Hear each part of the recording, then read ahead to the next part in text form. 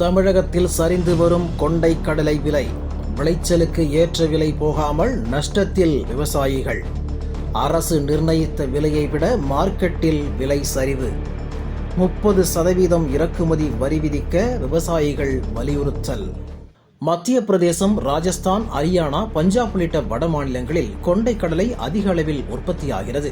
கொண்டை கடலையை உடைத்தால் கடலை பருப்பு, வறுத்தால் பொரிக்கடலை, அரைத்தால் கடலை மாவு என பல்வேறு வடிவங்களில் நுகர்வோர் பயன்படுத்துகின்றனர். மத்திய அரசு நிர்ணயித்துள்ள குறைந்தபட்ச ஆதார விலையை காட்டிலும் கடலை பருப்பின் விலை குறைந்துள்ளது. வெளிநாட்டில் இருந்து இறக்குமதி செய்வதற்கு 30% வரி விதிக்க வேண்டும் என தமிழ்நாடு உணவுப் பொருள் வியாபாரிகள் சங்கத்தினர் தெரிவித்துள்ளனர்.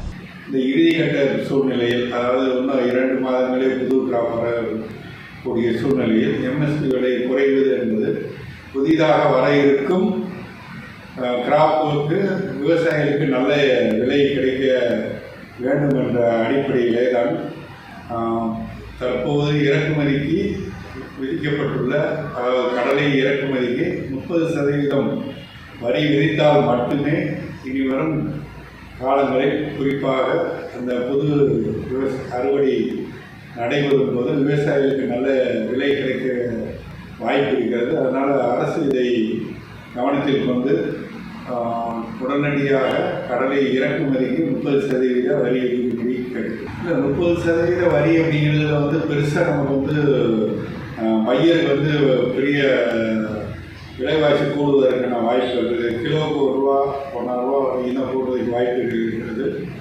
ஆனால் அதே நேரத்தில் பார்த்தீங்க அப்படின்னா வருடத்துக்கு ஒரே ஒரு முறை மட்டும்தான் அறுவடை.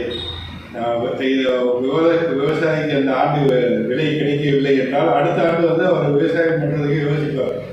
கடலை விவசாயத்தை விட்டுட்டு வேற விவசாயத்துக்கு விடுவார். அதனால் பொதுமக்கள் நலனை காட்டிலும் நம்ம நாட்டின் முதுகெலும்பாக திகழும் விவசாய நலனையும் பார்க்க வேண்டும். 100 கிலோ கடலை பருப்புக்கு மத்திய அரசு நிர்ணயித்துள்ள குறைந்தபட்ச ஆதார விலை ₹5,800.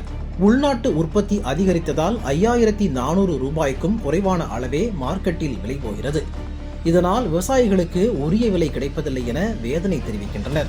எம்எஸ்பி ₹5,800 அப்படின்னு சொல்லிடுறாங்க. இப்போ நம்ம குறிப்பாக பார்த்தீங்கன்னா நம்ம மதுரையில் கடலை பருப்பு உபயோகம்ன்றதான் அதிக அளவில். ஏன்னா மிக்சர், இனிப்பு வகைகள் எல்லாமே கடலை மாவுலேருந்து தான் தயாரிக்கப்படுகிறது.